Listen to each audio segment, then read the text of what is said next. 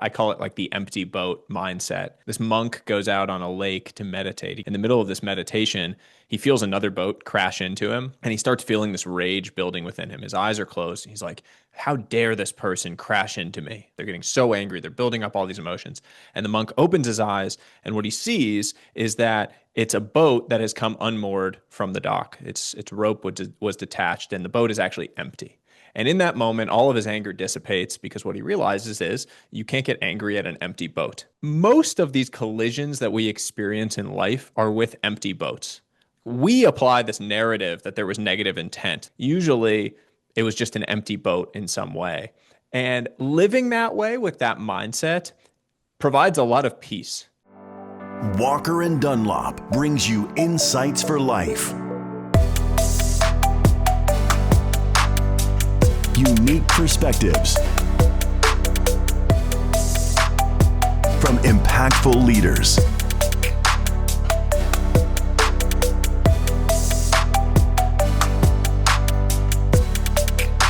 This is the Walker Webcast with Willy Walker.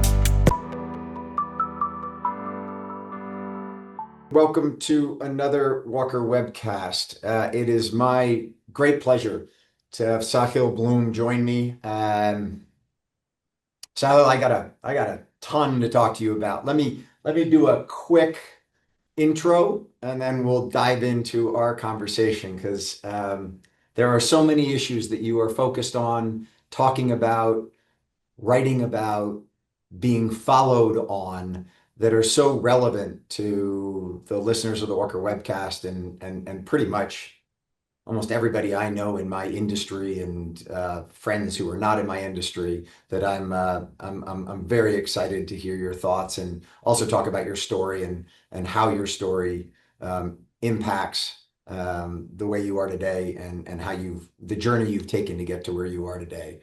Sahil Bloom, son of an Indian mom from Bangalore, a Jewish dad from New York, Cornell, Princeton, Mount Holyoke, Yale, Harvard, and Stanford, a very educated family.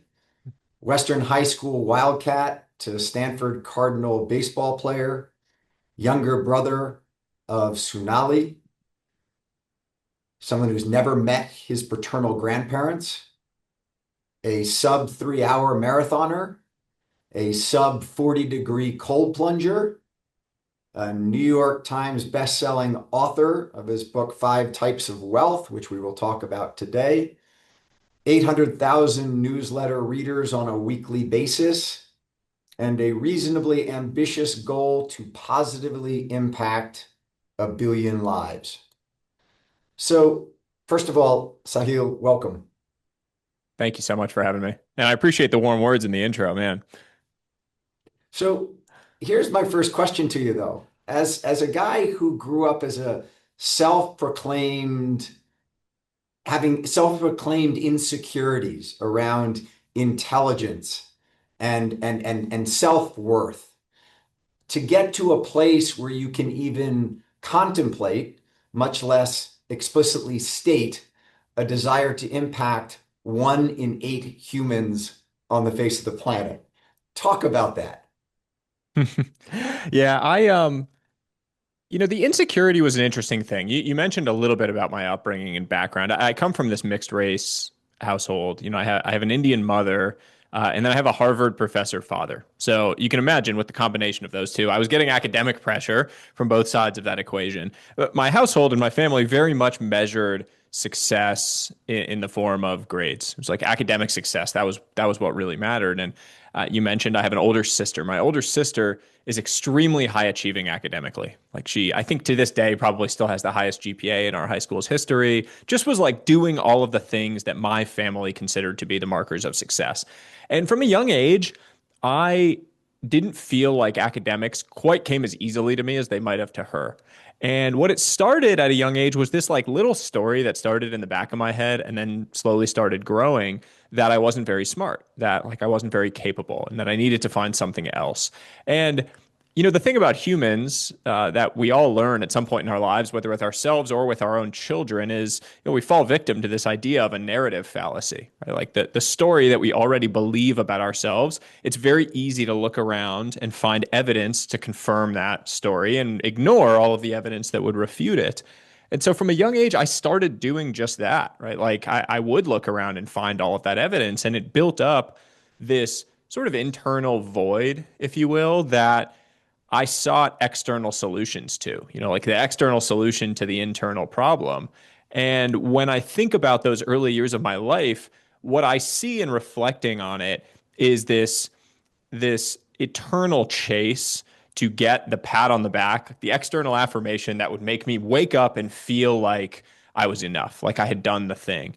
And no amount of my parents telling me that it was ridiculous or that it was crazy would change that internal story. Like it really needed to be solved by doing enough of the internal work to understand who I was, what my capabilities and competencies really were, and come to kind of terms with that, understand that, to overcome that eventually. And frankly, it took 30 years of me finally being willing to question that story that I had started from such a young age. You talk a bunch about your parents' high expectations, but then also their support. And I'm curious because you just said that they were there to try and help you, if you will, dismiss the personal narrative. And yet at the same time, that personal narrative became this sort of engine inside of you of saying, A, I'm not smart enough, and B, if there are other aspects of my life where I can actually excel and exceed, like throwing a baseball and going on to Stanford. And oh, by the way, you won two academic, athletic, you were, first of all Pac-12 or Pac-10 academic athlete, and you also won a special award at Stanford twice, which was for the best student athlete leader on the team. So once you'd gotten to college, I'm assuming you sort of had figured out that you could really compete from an academic standpoint. But focus for a moment on that comment about your parents and the fact that they had very high expectations for you, yet in the support of you, which you are quite vocal about them being exceptional parents to support you, they could never get you to dismissing that sense of either insecurity or not being enough. Yeah, I have this belief that like the two pillars of strong relationships are high expectations and high support. And that is high expectations to say, I have very high expectations for what you are capable of achieving. I believe you are capable of excellence in everything that you do. But importantly, pairing that with high support, which is to say, I am here to lift you on my shoulders to help you go and meet those high expectations that I have for you.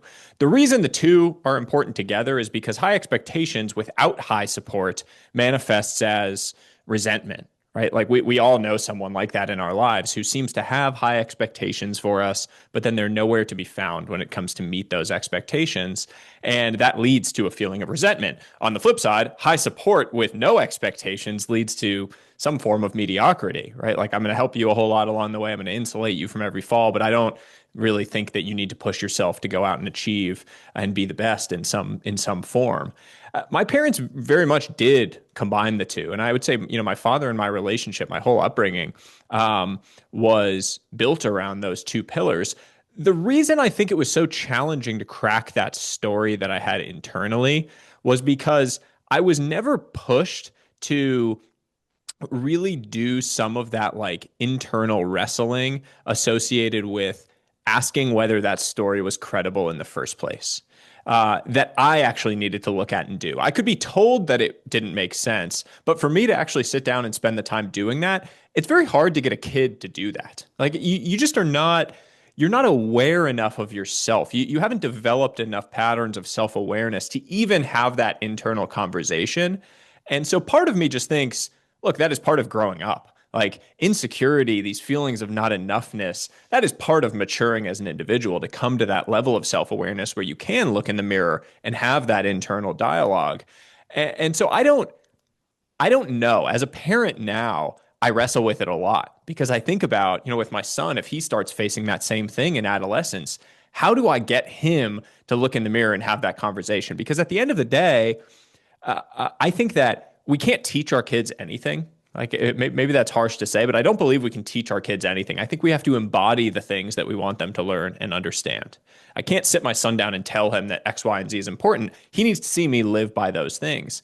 So if there was one thing that maybe I would say I could have seen more in my house and with my parents growing up, it would have been an embodiment of some of that internal wrestling with some of those emotions. I think especially with my father, he comes from a different generation, right? Like he's born in the 50s, son of like Depression era parents. And I don't think that idea of a man experiencing and wrestling and struggling with his own emotions was really something that um, made sense to him. Like, I don't remember a whole lot during my childhood of feeling like I saw my dad struggle or wrestle with those internal things and emotions. And I know he had them. And now I certainly have the relationship with him where I have seen that. I think there's a level of like the Overton window, if you will, has expanded and male emotions are an accepted thing and we can talk about them and be stronger as a result. But I think the lack of direction that maybe I felt because I didn't experience a my hero, my father, doing that thing, embodying that thing. Maybe that is something that I could do a better job of with my son. Super interesting. I'm 20 years ahead of you as it relates to raising kids, and my eldest son is a senior in college right now. But while I was doing research for this webcast and reading a lot of what you have written and things you have said, um, my son was talking to me. I was talking to him about some stress that I'm dealing with in work and what have you right now. And he said, Dad, I think about your job and how big it is and how much stress you're constantly under. And I'm feeling kind of stressed about finishing college and heading into the world. And I'm trying to put my stress into kind of some type of frame. But then I think about all the stress that you deal with. And I like think, wow, I shouldn't be worried about anything. And one of the things I said to him was I said, first, I've had 30 years of professional experience to deal with the stress I'm dealing with right now, and you're just getting into your professional career. But the other thing I said, which I took from you, is I said to him, Jack, you're living your dream right now. You're living, you went to the college you wanted to go to, you studied what you wanted to study, you skied on the big mountain team, and you're heading into the world doing exactly what it is that you want to do. And clearly, life is always going to have ups and downs, but don't get stressed about living your dream because you're in that dream right now. And I'm in my dream right now about the job that I do and all the stress that I deal with and all sorts of different things that come up in my world. That's part and parcel of living that dream. And it was so helpful, Sahil, to like look at that and see him understand that I deal with stress and was being very open with him about some stress points in my life, but then B, to have that framework of living your dream, which I took directly from you. Yeah, well, first off, thank you for sharing that. It means a lot to me that had a ripple through your family. My most visceral experience with that was relatively recently, which was um I guess it's now 6, 7 years ago, but like in the 2019, 2020 timeframe, my wife and I really struggled with infertility. Went through a 2 year, very challenging, experience in time. And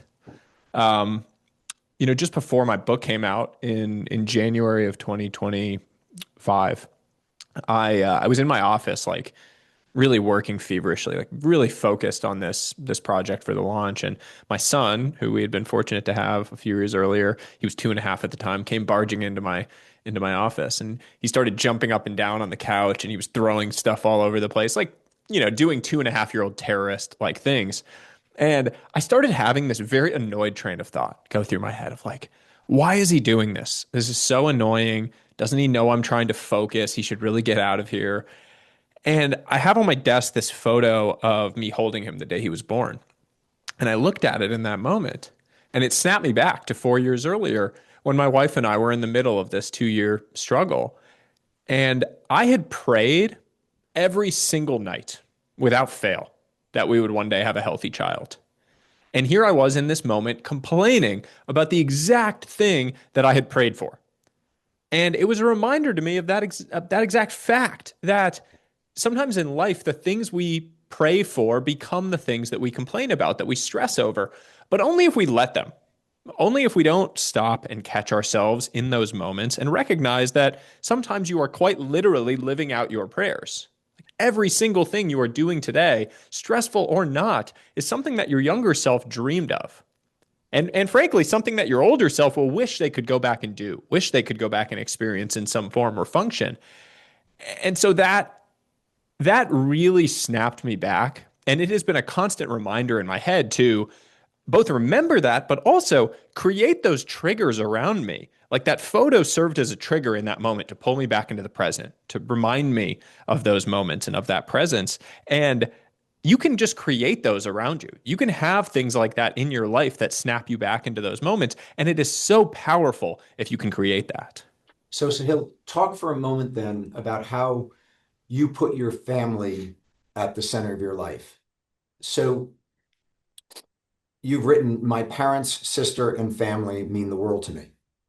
Um, Yet you come from a family where you have a mother who, unbeknownst to her family, had applied to US colleges and got a scholarship to go to Mount Holyoke College and left her life in India and moved to the United States.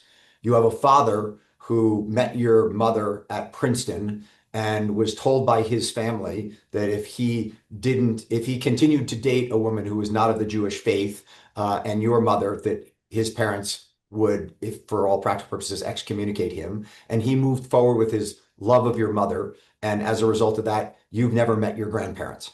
And so, from that as a background of two parents who had both left behind to some degree, and in your father's case, very explicitly, their broader family.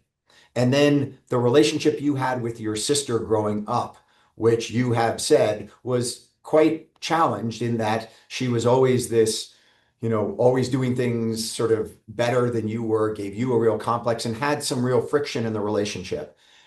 To get through that, to then turn, and the story about your friend putting into just stark contrast for you of, hey, if you live across the country from your parents and your parents are 65 years old, chances are you're going to see your parents 15 times again for the rest of their lives. And all of a sudden that spun your head around. But understanding that moment with your friend of like, I need to make a shift in my life doesn't necessarily put your family at the center of everything you're doing. And it felt like from reading your bio and what you've been doing, you were living a reasonably, I don't mean to be critical, but self-centered life of I want to pursue riches. I want to be in private equity. I want everyone to read my resume and say I'm a Stanford graduate. I'm really successful and I have a big bank account. And all of a sudden, everything seems to have shifted. Back to the family. How did you end up putting the family first? I think the fundamental recognition here is that there are two types of priorities in life. There are the priorities we say we have, and then there are the priorities our actions show we have. And oftentimes in life, there's a big gap between those two things. I was living that gap. If you had come to me in 2020 and asked me what my priorities were, what I really cared about, I would have said a bunch of great sounding things. I would have said my family. I had a deep love and admiration for my parents. I, um, my dad is my best friend, has been, and I think the world of them. I had a tense relationship with my sister for many years as a result of the competitiveness that had been created, mostly due to my own uh, insecurity and issues. But I wanted to change that because I know that your sibling is like the one person that you really see the entirety of your life through, right? From beginning to end. My relationship with my wife, my health really mattered to me, all of those things. But then if you had watched me for a week, if a third party had come and watched me for a week and actually observed my actions, they would have been completely dislocated from those things that I had just said. And so that moment that you mentioned, in 2021, I had at that time spent the first 7 years of my career working in private equity, marching down the path to the most traditional version of what we think of as a successful life. So much of that was built upon this idea that I could get enough things, enough recognition, enough money, enough, titles, bonuses, promotions, whatever, that I would wake up and feel that feeling of arrival, right? Like the arrival fallacy. You get whatever achievement it is, and you wake up and you feel that, like I've arrived. It's like, I think it was Scotty Scheffler maybe a year ago in the Open Championship. He gave this press conference where he talked about the fact that winning major championships was no longer fulfilling to him in any way. And all these people were like, what? How can the number one golfer in the world say that? Like, I think he said something like he wins and then he has this moment of like, wow, great. And then he says, what's for dinner? And it's that idea of the arrival fallacy over and over again. Anyone listening to this has experienced this. We build up these destinations as being the point at which we will feel fundamentally different about ourselves. We make our happiness, our contentment, our fulfillment conditional on something, achieving something. And then we get it. We feel that momentary blip of dopamine induced euphoria, and then we reset, right? You feel the feeling of never doing enough. You reset to the next thing. I did that all along the way for those first 7 years of my career. And while I was winning in this one very specific domain, making money, building this life around this one, I would say most prominent metric of success in society, every other area of my life had started to fall apart. All of these priorities that I would have said I had were bearing no fruit. Like I was living 3,000 miles away from my parents. I was drinking 7 nights a week. I was 40 pounds heavier than you see me today.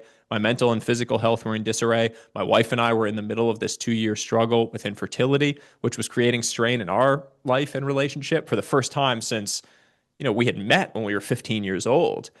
And it all came at a time where if you had seen me from the outside looking in, you would have said I was winning the game. Like from a societal standpoint, I was doing the things that you're supposed to want to do. I was achieving the success in the way that we think about it. I was 30 years old and making millions of dollars. Like I was doing the thing you're supposed to want to do. And that was the moment when that conversation hit with that old friend. I went out for a drink. This is May of 2021. We sat down. He asked how I was doing. And I said that it had started to get difficult living so far away from my parents. It was the first time in my life that I had noticed that they were slowing down. Like something about COVID, not seeing them for an extended period and then seeing them, I just noticed things like my dad was driving a little slower. They were walking downstairs a little bit slower. It was just the most noticeable cross section of change that I had had with them related to their mortality and aging. And that was scary. And so he asked how old they were. I said mid 60s. He asked how often I saw them. I said about once a year. And he just looked at me and said, okay, so you're going to see your parents 15 more times before they die. That was the moment, that was the math that changed my entire trajectory in life. Because in that moment, what happened was that gradually, then suddenly change in my life. All of these things had sort of built up. And then that math, that number hit me like a ton of bricks. It was the gut punch that pushed me over the edge to say, I've built this entire life based on actions that are not actually aligned with the priorities that I really have in life, the things that I really care about. I'm building this life by default. Someone else's scoreboard is governing how I am living on a daily basis. And I went home that night, and my wife and I had a very candid conversation about, what our center really was. Like, what did we want our life to look like? And we took a dramatic action. And within 45 days of that conversation, I had left my job. We had sold our house in California and we had moved 3,000 miles across the country to live closer to both of our sets of parents. And in that one decision was a very important realization, which is that you are in much more control of your time than you think. Like we had taken an action and actually created time. Like that number, 15 more times before my parents are gone. It's now in the hundreds. I see my parents multiple times a week, maybe too much sometimes. Like they're a huge part of my son, their grandson's life. We had taken an action and reassumed agency over our own lives, actually confirmed to ourselves that we were capable of taking action to build our life around the priorities that we truly had, to bring that gap back into alignment, to say, I'm going to live in accordance with the priorities that I really have about my life. And I can do that. You can actually choose to live by your own design. You have the agency to go out in the world and create that change. So one quick side note on that and that story about your friend, which is so impactful of the 15 times, and now you have hundreds of times. I would strongly recommend to anyone who's listening to this, my friend Josh Carper sent me this interview last week, and it's former Senator Ben Sass, who was on the Uncommon Knowledge webcast with Peter Robinson. But to those who don't know, Senator Sass um, left the US Senate and went to be the president of the University of Florida, was diagnosed in December of last year with terminal pancreatic cancer with 90 days to live. And this interview is Peter Robinson asking Ben about just that realization and living every day and how he has very few days left. But the at the end of the story, what I took away from it, and it is so compelling, and it talks a lot about spirituality and the Bible and how Ben is now living his last days. But he sits there and says, "We all have a number. We're all dying. We all have a number of days. The issue is that I got a death sentence in December that gives me 90 of them to live." And it changes it because you all of a sudden understand the scarcity of time. Um, and I guess the question I'd have for you, Sahil, is your parents had really high expectations for you, and you were on this trajectory to sort of achieving the things that many of us look at of that's the life you ought to be living. And now all of a sudden you stepped off of that and you completely reoriented your life. And other than the fact that I'm assuming they were extremely happy that you were moving back to the East Coast to be closer to them, which in and of itself probably dwarfed all other emotions around it. But for parents who'd had such high expectations of you, I know when you decided to stop playing baseball, you were afraid of calling your dad to tell him that you were done with baseball because growing up he was your throwing partner and he went to all of your games and he was your biggest fan. What was it like to say to your parents, I'm stepping off this treadmill and going to reorient my life? And I'm assuming you didn't say to them at that time, and my intention is to impact 1 billion lives. It was something to do with getting more oriented into things that really mean something to you. But how is that tension? Because all of us have those people in our lives that to some degree we're living our lives for. You've said it yourself. Ask yourself about the job you're doing. Is it a job you really want to do, or is it the job that you think other people want you to do? So, how did you deal with stepping off of the job that everyone wanted you to do to something that you really want to do? Honestly, I completely avoided it in terms of the conversation. I mean, um,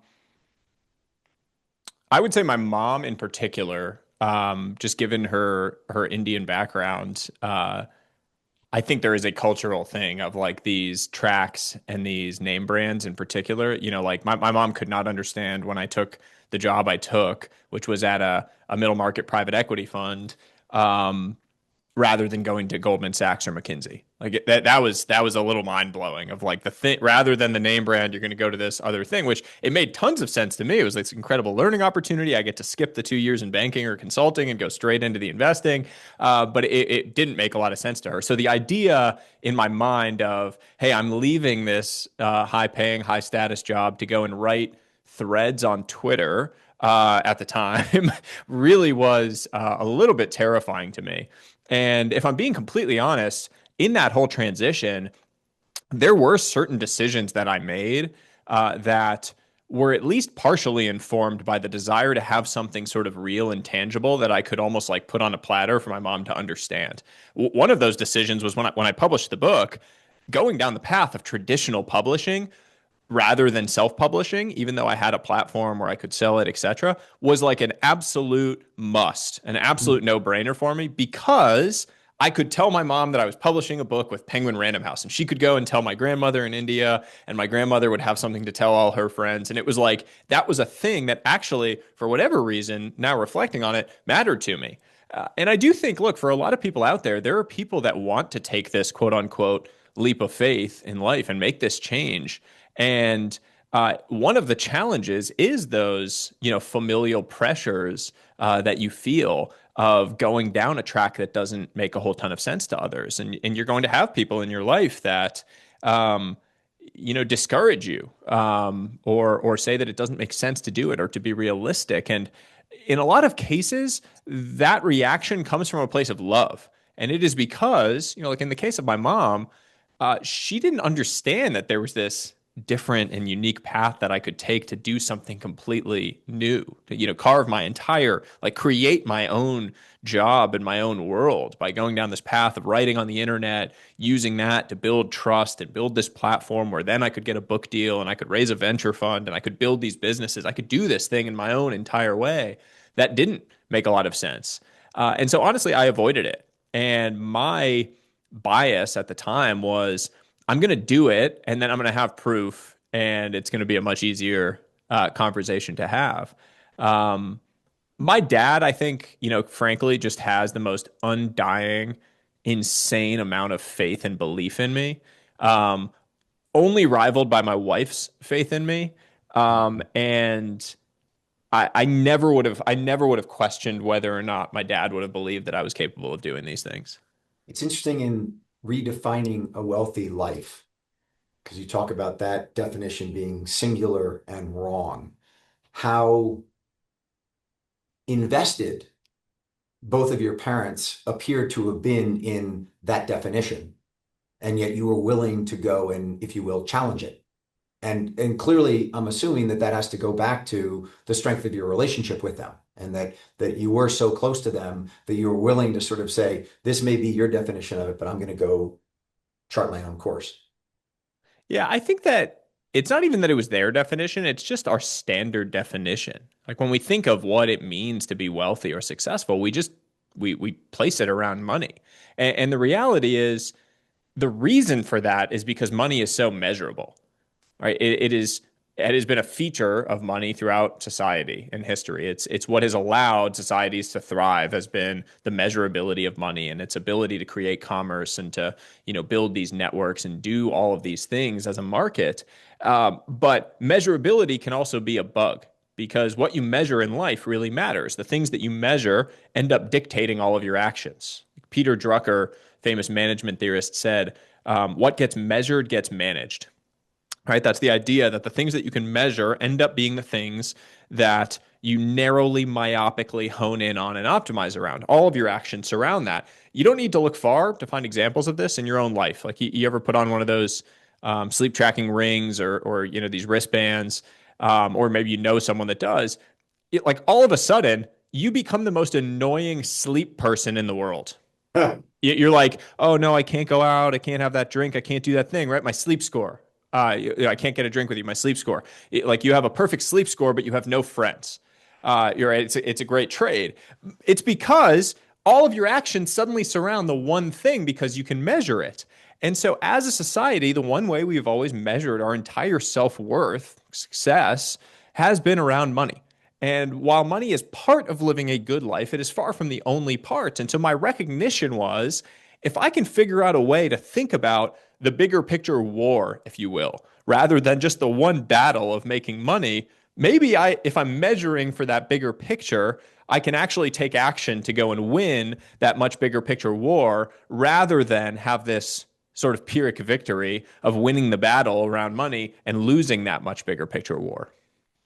Yeah, it's funny. You raise a number of examples in your book and your writing about sort of um, those arrival moments that you get to, and you're sort of like either it's not as great as it was uh, imagined it was going to be, or it actually isn't anything you actually really wanted. And given the growth of Walker and Dunlop, I'm fortunate to be able to fly private on a pretty consistent basis, and the number of times that I am on that plane at 10:30 at night solo flying from Houston, Texas back to Denver just so I can get home in time for a meeting the next morning is, I mean, that's all I use it for, to be perfectly honest with you. And I sit there and I'm like, this was supposed to be some great level of success in corporate America, being able to fly on the corporate jet to be able to like enjoy life and not have to deal with airports. And to be perfectly frank with you, all it is a mode of transportation, and it's typically used just to make it so that I'm more efficient to get to another meeting the next day, and not some great luxurious thing for me to sit back and say, boy,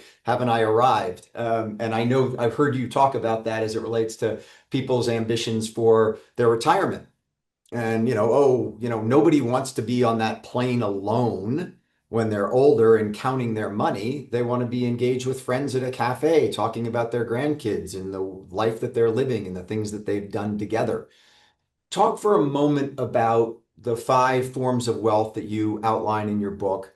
And the number one um, wealth indicator or time wealth is number one in the book. And you tell an anecdote. I listened to a talk you gave at Google headquarters in New York, Sahil, where you talked about Warren Buffett.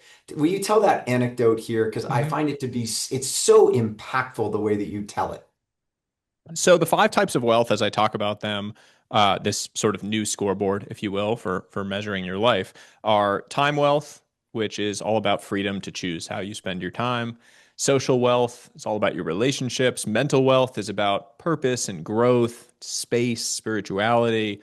Physical wealth is your health, vitality as an individual. And then financial wealth is the last type, which is, about money, but with the nuance of really thinking about your definition of enough, what it means to have enough financially. Recognition being there that your expectations are your single greatest financial liability. If your expectations grow faster than your assets, you'll never feel wealthy, you'll never feel rich, you'll just be chasing whatever more the world has told you that you should want. The anecdote that you reference with respect to time wealth is one that I think really brings this idea of time as an asset to the front of your mind. So, I often ask people, like, would you trade lives with Warren Buffett? And, you get people in the audience sort of looking around, you're not really sure. And you say, like, well, let me try to convince you. He's worth $130 billion.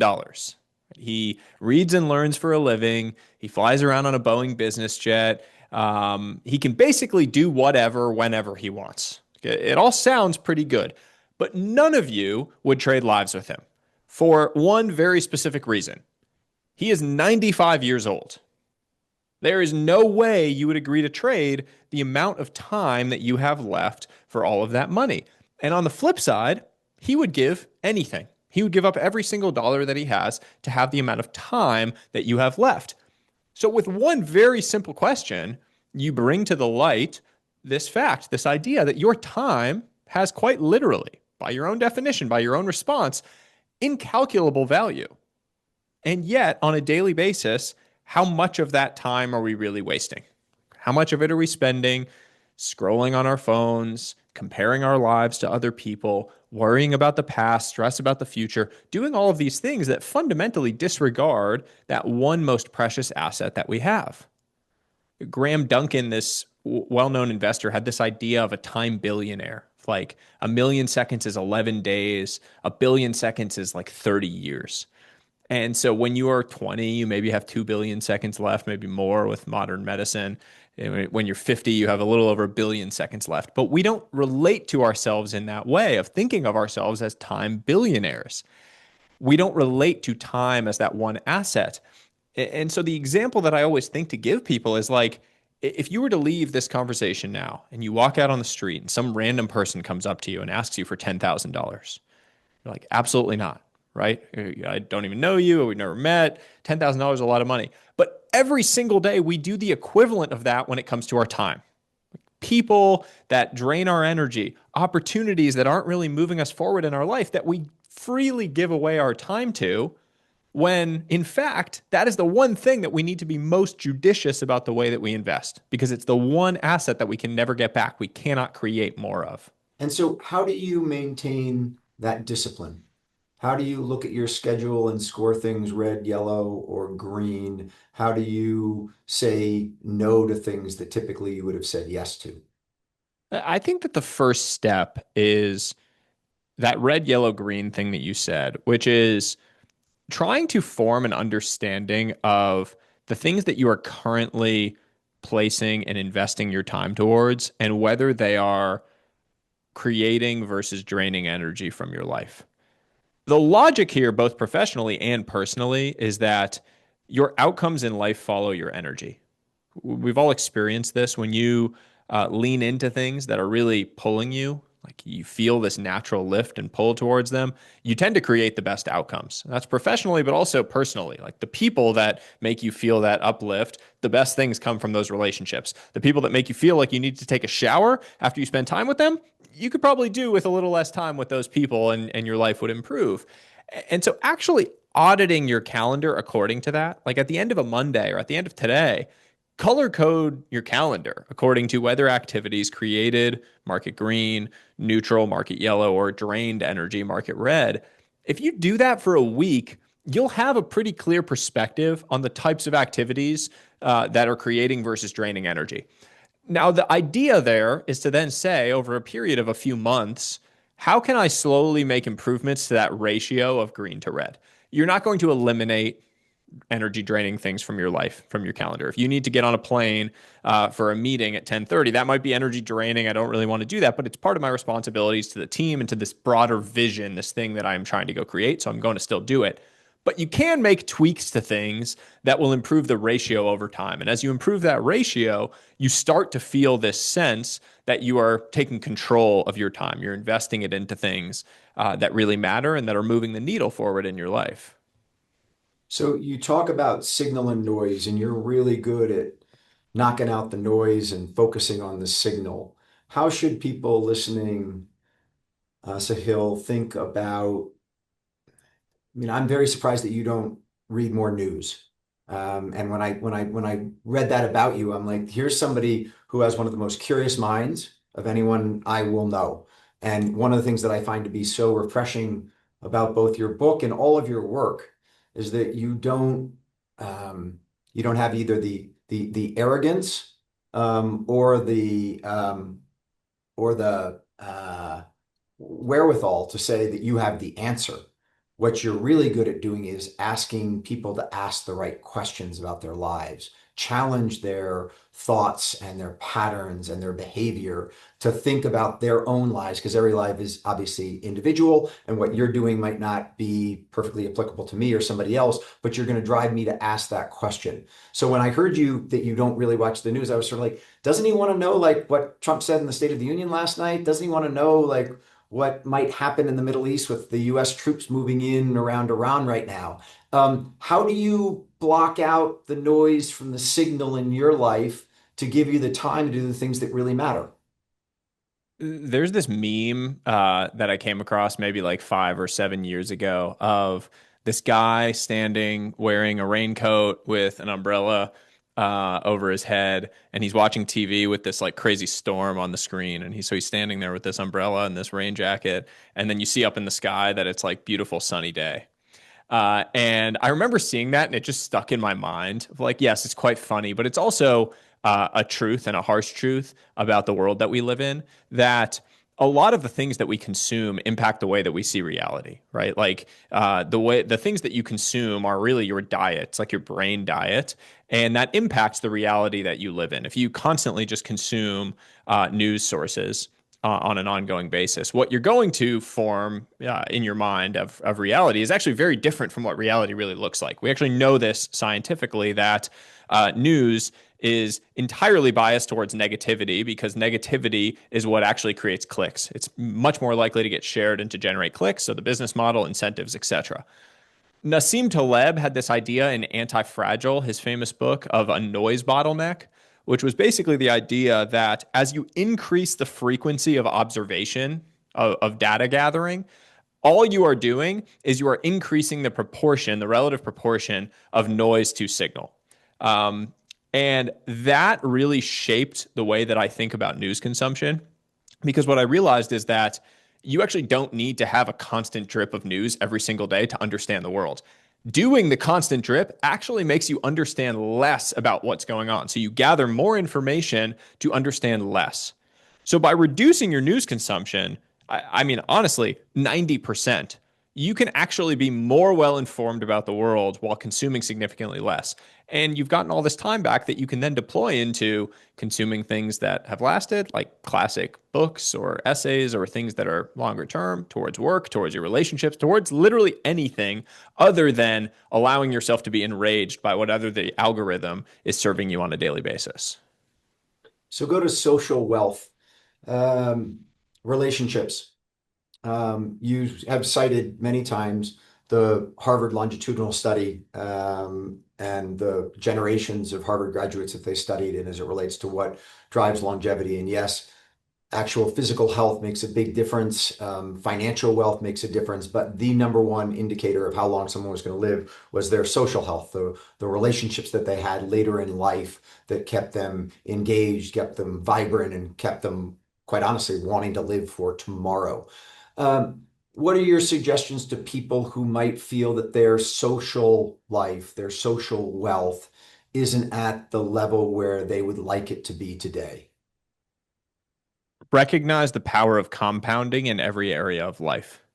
I one of my great lamentations of ambitious people, myself included, is we constantly allow optimal to get in the way of beneficial.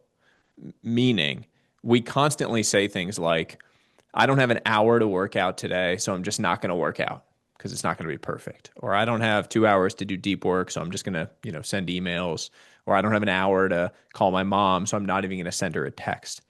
The truth is that anything above zero compounds. Anything above zero compounds. We know that when it comes to money.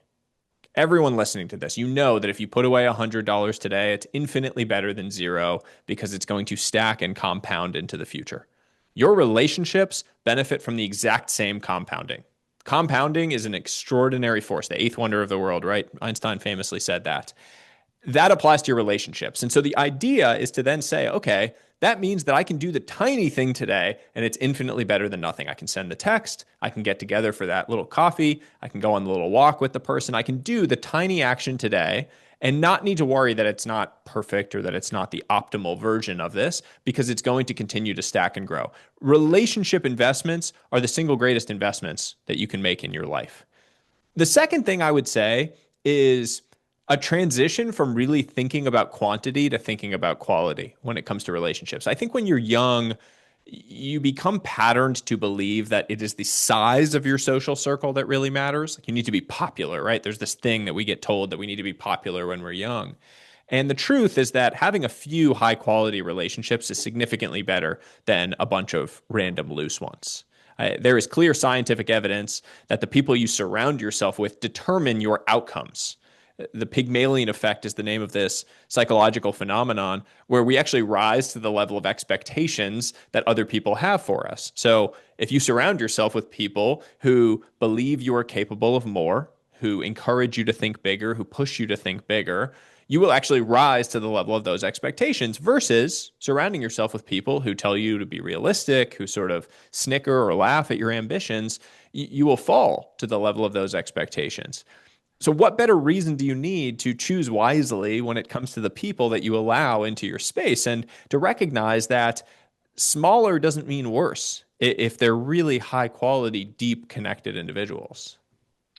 I think about your relationship with your sister and how you went from a somewhat contentious relationship to now having an extremely close and loving relationship. And I, first of all, take my hat off to you because there's something about familial relationships that, for whatever reason, whether it's a cousin, an aunt, a brother or sister, what have you, are really difficult if they're offline to get them back online. And it's just as you said, and as I've listened to you say, Sahil, it's sort of like a debt that compounds, that like if it was a fractured relationship, every single day, every single year, it just kind of gets deeper and deeper. And to get it back onto track, you have to pay not only the debt that you first owed, but all the accumulated debt since that moment. And I heard you say that, and I have to say, there are a couple of relationships in my life that went off track at a certain time, and one of them was, it's just a real quick anecdote from, I got hit by a very, very powerful CEO on the ski slopes of Sun Valley, Idaho back in 1996. And he literally came up behind me and knocked me right out of my skis. People who saw it came up and said I should sue him. And I was just out of business school trying to start my career. And he was this big CEO with lots and lots of power. And for the last 30 years, I've told this story over and over again about how this guy had done this unbelievably bad thing and knocked me out of my skis and whatever else. And then I held this kind of grudge against him and would tell the story at any moment that I could. And my girlfriend, Sarah, over Christmas of this year, heard me tell the story again for the however manyth time. And she said, you're putting energy into what happened 30 years ago. He's not. He's off living his life. And I don't understand why you either just don't let go of that because you're the one putting energy into it, or call the guy up and apologize to him. So 3 days later, I'm in the lift line in Sun Valley and bada bing, bada boom, there he is.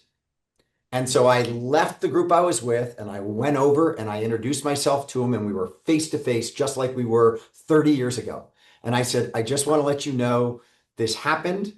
I forgive you for it. And I was expecting him to say, I don't know what you're talking about and this and that, and you're just this or whatever else. I forgive you for it and I wish you a very happy new year. And to his great credit, rather than being the big aggressive CEO he was 30 years ago, he said, I remember that, and I remember it happened, and I thought like you were skiing out of control, and it scared me. But what a terrible thing for me to have done, and I'm really, really sorry that that happened, and I just feel awful for it. And what was so interesting about it, Sahil, is that 30 years of all this accumulated kind of I was wronged, and this guy used his power and position to kind of run me over, just was done and it just evaporated. Mm. And what was even more fun is all of my friends in Sun Valley who were friends with him and who were friends with me all took this huge sigh of relief of this acrimony between the two of us just going away.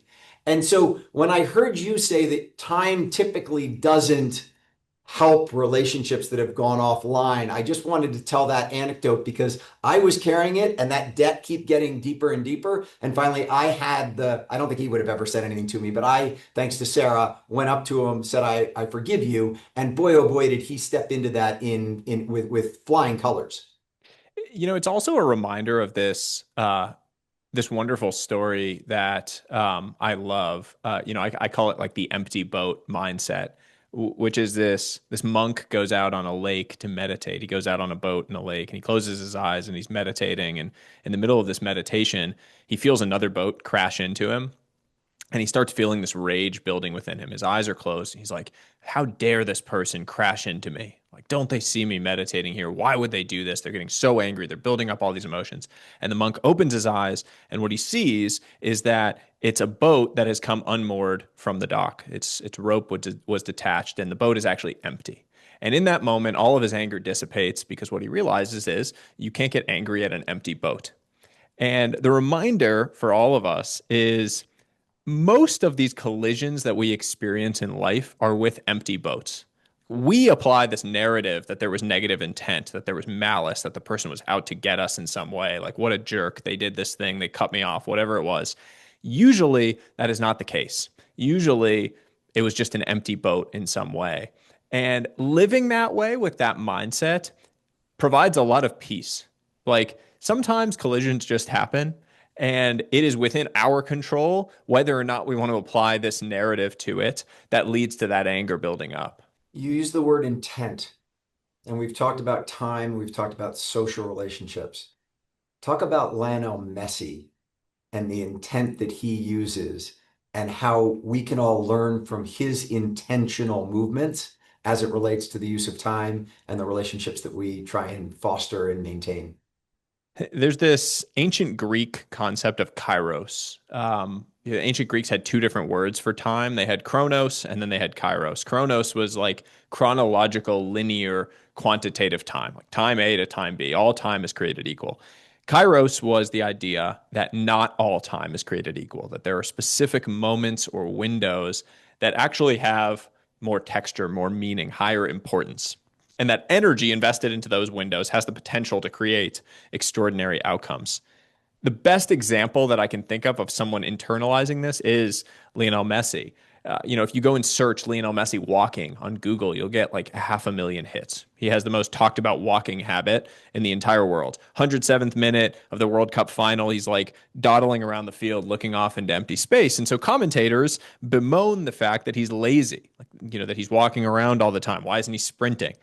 And what it is it's not laziness, it's strategy, right? Anyone that understands the sport recognizes that he is conserving energy, he's creating space, he's creating a map, and then at the perfect moment, at the right angle, he deploys 100% energy to get the ball and score. That is Kairos time in a nutshell. a recognition that there are particular moments or windows that have that higher importance, that when you invest all of your energy into those, that is how you create those 10, 100,000x outcomes that we're all striving for. And so the call to action is really this idea to pay a little bit more attention to what those moments or opportunities are in your life. We make these to-do lists of priorities that are 50 items long, and the reality is that just pulls your attention and energy away from the 2 to 3 items that are really the ones that are going to push you forward towards the life that you're really trying to build in your personal or in professional spheres. So talk about big ideas or big ambitions and if you will, micro ones, because you're a big fan of the micro ones, even though you're also extremely successful at going after the big ones, like running a sub 3 hour marathon. Yeah, I just don't think that these big ambitions, like big goals, if you will, are particularly motivating in any sort of like daily abstract sense. Like, if I'm, going to go out and set this big year-long goal at the start of the year, but I wake up on a Tuesday and I'm really tired, thinking about that big long-term goal, like I'm so far away from it, it just looks so big and abstract. I can't possibly use that to get me going for this thing in the days. And so, like James Clear in Atomic Habits, like that idea of having the daily system, I think that the idea of creating this identity around being the type of person who just wakes up and does the boring work. It's like the chop wood, carry water. What do you do before enlightenment? Chop wood, carry water. What do you do after enlightenment? Chop wood, carry water. You show up and you go and do the things, those small, tiny daily things that are going to inevitably compound and push you towards, at least closer towards that big thing that you're going after. One of the daily habits that you and I both share is sauna cold plunge. What's your sauna temp and what's your cold plunge temp? Oh, I like the sauna really hot, man. I'm like 205, 210. And the cold plunge, I just run whatever the coldest it'll go. So like I don't know, I think mine gets to 36 now or something like that. When I heard that, I literally jumped, and mine's at 48, and the concept of getting it below 40 scares me. I will say there's no scientific benefit to doing that. So all of the science has shown that like anything, I think Huberman says anything below 55, like it's just overkill at some point. I I'm not sold on the science behind cold plunges yet, full disclosure. What I am sold on is the mental health benefits that I experience personally through it. Sauna, extremely well researched from a scientific longevity, health, cardiovascular, all of those things, all of those benefits, microplastics, etc. And I get a lot of mental health benefits from the sauna as well. But the cold plunge for me is much more about how I feel through doing it. The idea of doing something hard during the day that makes everything else feel easier. I really am a big believer in that, and that is for me what the cold plunge really reinforces. Do you and your wife ever do it together? No, she has actually she's never cold plunged as far as I know, unless she snuck in there once without me knowing. I don't think she has any desire. She's like, she's mom to a toddler little boy. What she always says is like, my life is hard enough. Like I don't need to put myself through this unnecessary suffering.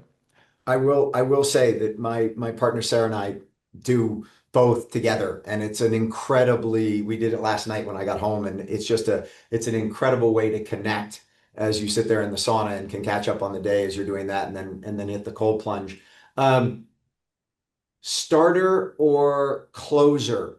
I think your two best college baseball games were when you started against Pacific and pitched five no-hit innings, and then when you closed against Pepperdine to advance you all to, I think, the Super Regionals and the NCAA tournament. Which was better, being the starter or being the closer? Oh, closer for sure. There's nothing quite like those final moments of a game. The funny thing about that game that you mentioned, we were up 1 run, and their like 9 hole hitter who hadn't hit a home run all year hit a ball off me that I'm still not sure to this day whether it was fair or foul. But the umps decided it was foul, and I'm very grateful for that. But almost tied the game with a home run down the left field line, and they ruled it foul. And I stood there on the mound. There was like 2 outs in the ninth inning, and I just remember thinking, like, whatever it is, whether there's a God or something else, he's on my side. and we're gonna win this game. And like two pitches later, got the last out of the game, and we won because it was just the odds of that going foul when it came off the bat. I was certain that the game was tied. In closing, you mentioned there the a larger force that may have had an impact on that one game when you and your wife decided to move from the West Coast to the East Coast and reorient your lives. 2 weeks later, your wife got pregnant with your now son. Have those types of moments made you more spiritual, or do you still grasp for spirituality? I have always been a spiritual person. Um, I grew up in a really multi-faith, wide-ranging belief household. Like my mom, was raised Hindu, but she grew up going to, Christian schools in India. Um, my dad was nominally Jewish, but not raised Jewish. My mom had like Buddhist beliefs in certain ways. And so I grew up around everything and really developed a deep respect and understanding of every faith and an ability to really understand and try to understand why people believe the things that they believe. Like what would have changed in my life that would have led me to believe the thing that this person believes in this moment, be able to sort of understand these different perspectives and sides. You mentioned that moment. We had struggled for 2 years. It was a very dark time. And we made this decision. We made this flip. We moved across the country. And within 2 weeks, we found out that my wife was pregnant naturally. And if there was ever a moment in my life where I felt like God had winked at us, it was that. That like you'd taken an action and life had fallen into place and everything had fallen into alignment as it should. And I think that that was a catalyst for me of a deeper belief and a faith in some higher order power, energy, something um, that I don't think I'll ever understand. And personally, I think that spirituality is much more about the willingness to wrestle with the unknown than it is to have answers to it. But that will always exist for me. Sahil Bloom, you have an intention to impact the lives of a billion people. I know every day you're dropping that stone into the water and watching the ripple effects go out. I'm extremely thankful of you spending an hour with me to talk about all this, and hopefully this conversation adds a couple more ripples into that. Thank you for all you think, all you write, all you talk about, and I very much look forward to seeing you next time on the East Coast. Thank you so much. Appreciate it. Thank you. Thanks, everyone. We'll see you next week.